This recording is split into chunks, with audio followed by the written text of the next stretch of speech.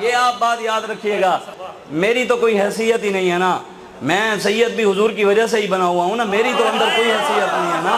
ہاں مجھے بھی اگر لوگ مانتے ہیں تو حضور کی وجہ سے مانتے ہیں، یوں تو سید بھی ہو، مرزا بھی ہو، افغان بھی ہو، تم سبھی کچھ ہو، بتاؤ مسلمان بھی ہو۔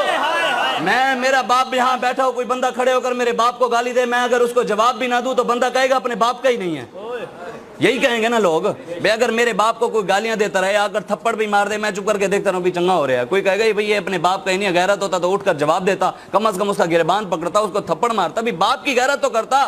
پھر نانے کی عزت پر ڈاکہ پڑ جائے اور سید چپ کر کے بیٹھے رہیں، وہ سید کہلوانے کے لائق نہیں۔ ہاں اس کائنات کی سب سے بڑی دربار گنبد خضرا ہے، اور اس دربار کے سجادہ نشین امام حسن اور حسین ہیں۔ جب دین پر وقت ہے تو حسن حسین گھر بیٹھ کر نذرانے نہیں لے رہے تھے، نہ ہی انہوں نے فتوے دے دیے تھے کہ یزید کافر ہو گیا، ظالم ہو گیا، نہیں، امام حسین بچوں کو لے کر میدان میں آ گئے تھے، اور یزید نے کہا میرے ہاتھ پر بیعت کریں، مجھے ووٹ دے دیں، حسین نے کہا نہیں، دین کے غدار کے ہاتھ میں ہاتھ نہیں جائے گا۔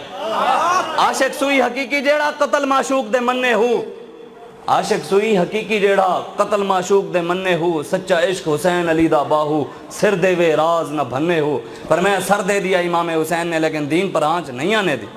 آج ہم کہیں تو حسینی کھڑے شرابیوں کے ساتھ ہوں، کہیں حسینی کھڑے ہم زانیوں کے ساتھ ہوں، کہیں ہم حسینی اور کھڑے صحابہ کے گستاخوں کے ساتھ ہوں، کہیں ہم حسینی اور کھڑے ہم سود کا کاروبار کرنے والوں کے ساتھ ہوں، کہیں ہم حسینی اور ظالم کے ہاتھ میں ہاتھ دیا ہوا پھر حسینی نہیں ہے، پھر ہم حسینی نہیں ہیں۔ اس لیے یہ میں آپ کو جو بات کر رہا تھا، آپ جتنے بھی بیٹھے ہیں حضور سب آپ کو دیکھ رہے ہیں، سب کو دیکھ رہے ہیں حضور، اور میں جو نیت یہاں لے کر آیا ہوں نا، میرے آقا وہ بھی جانتے ہیں، اور جو آپ سوچ کر بیٹھے ہیں اور جو سوچ رہے ہیں وہ بھی جانتے ہیں، اور جو یہاں پر بیٹھ کر رپورٹیں بنا رہے ہیں اور جا کر وہاں دکھائیں گے، یہ بات ضرور یاد رکھیے گا، یہ کرامن کاتبین بھی تمہارے رپورٹیں بنا رہے ہیں۔ ہم تو پرچے بھگت رہے ہیں اور بھگت بھی لیں گے، اور ضمانتوں کے ذریعے حضور کی نالین کی خاک کے صدقے آ بھی جائیں گے باہر، لیکن وہاں پر بھی ایک عدالت لگے گی اور یہ پرچے وہاں بھی پیش ہوں گے، وہاں ضمانتی صرف رسول اللہ ہی ہوں گے۔ ہاں کچھ وقت کی خاموشی ہے، پھر شور آئے گا، تمہارا صرف وقت ہے، ہمارا دور آئے گا انشاءاللہ۔ زندہ باد، زندہ باد، تاجدار ختم نبوت، زندہ باد، زندہ باد، تاجدار ختم نبوت، زندہ باد، زندہ باد۔ میں نے آپ کو کہا ہے حضور دیکھ رہے ہیں، بس نعرہ ایسے لگانا ہے کہ یہ حضور جانتے ہیں۔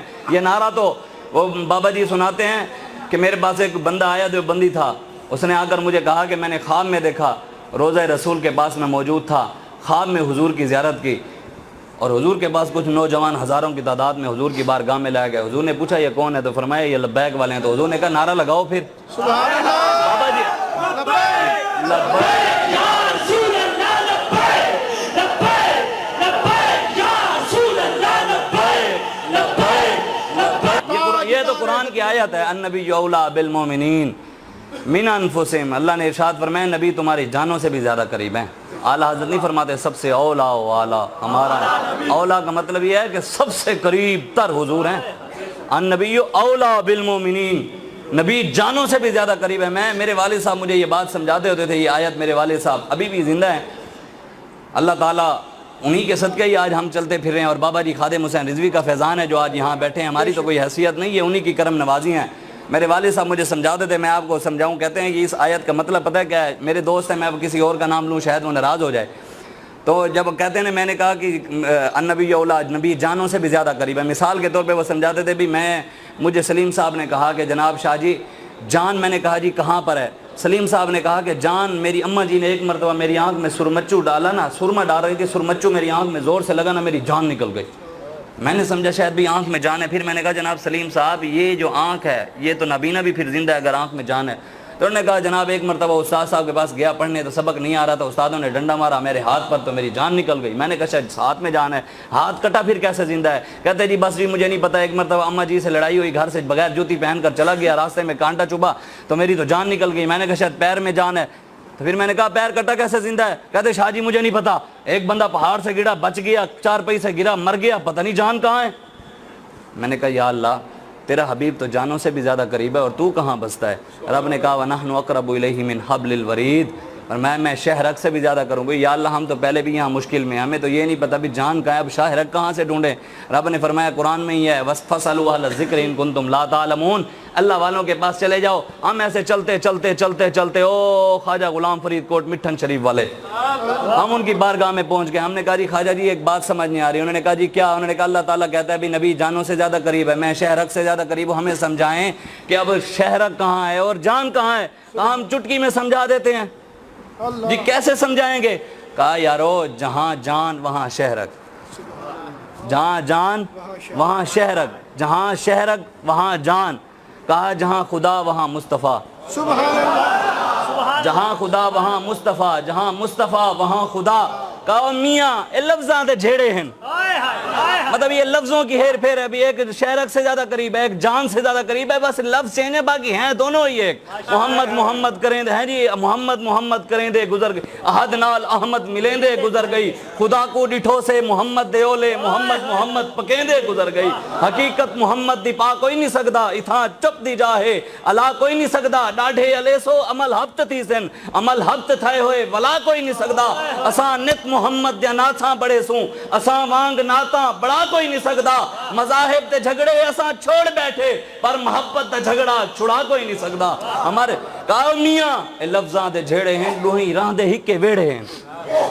ایک ویڑا سمجھتے ہیں نا آپ سراکی میں کہتے ہیں جو پورے گھر والے جس ویڑے میں رہتے ہیں, میاں اے لفظاں دے جھیڑے ہیں, ڈوہیں راہ دے ہکے ویڑے ہیں. اے ویڑے کیڑے ہیں ایمان والے جیڑے ہیں. خلقت دی جی کو گولے ہر دم فرید دے کولے. بس ہاں حضور سے, حضور جانتے ہیں, حضور ہماری جانوں سے بھی زیادہ قریب ہے, حضور دیکھ رہے ہیں. بس حضور کے ساتھ محبت اتنی کرنی ہے. لبیک یا رسول اللہ کا نعرہ یہ تو قسمت کی بات ہے نا, اللہ تعالیٰ نے ہماری زبانوں, کسی کی قسمت میں کسی کا نعرہ ہے, کسی کی قسمت میں کسی کا نعرہ ہے, کسی کی قسمت میں کسی کا نعرہ ہے. اور جو کسی اور کا نعرہ لگا رہے ہیں نا وہ اس کو دیکھ نہیں رہا, لیکن جن مالکوں کا ہم نعرہ لگا رہے ہیں وہ گنبد خضراء میں بیٹھے ہمیں دیکھ رہے ہیں, وہ مالک ہمیں دیکھ رہے ہیں. اس لیے وہ کہا ہے پشیمانہ ہو شرمساروں سے کہہ دو, حضور آ گئے غم کے ماروں سے کہہ دو.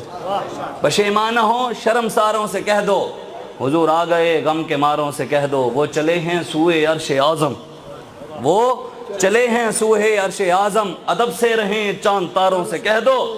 ادب سے رہیں, حضور آ رہے ہیں. حضور کی بات جب آئے تو وہاں پر سر جھکا دینا چاہیے. یہ نہیں ہے کہ جی فلاں یہ کہ جی فلاں حضور کے دین, حضور کی ختم نبوت کے ساتھ غداریاں ہو گئیں, ناموس رسالت کے ساتھ غداریاں ہو گئیں. یہاں پر پاکستان کے اندر سود کا کاروبار ہے, نوجوان پرپال کمپنی کے پیچھے لگ گئے ہیں, آن لائن کمپنیاں چل رہی ہیں, وہ سود کا کاروبار کروا رہی ہیں باہر سے آ کر, اور مسلمان بھی حلال کو چھوڑ کر حرام کے پیچھے لگتا رہ جا رہا ہے. نوجوان 50,000 یا لاکھ روپیہ آن لائن کمپنیوں میں ڈال کر وہ اسپیس لیش اور پرپال نامی کمپنیاں آ گئی ہیں. وہ چاہتے ہیں کہ مسلمان سود کی طرف آئیں. سود اتنا بڑا گناہ ہے, حضور نے فرمایا ہے جس نے سود کا ایک درہم کھایا نا وہ اس سے بھی بدتر ہے کوئی بندہ کعبے کے اندر 72 بار زنا کرے.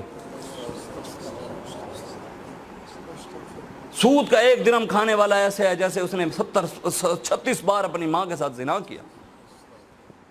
آج کوئی حلال کی ہمیں پتہ ہی نہیں ہے, اسلام نے ہمیں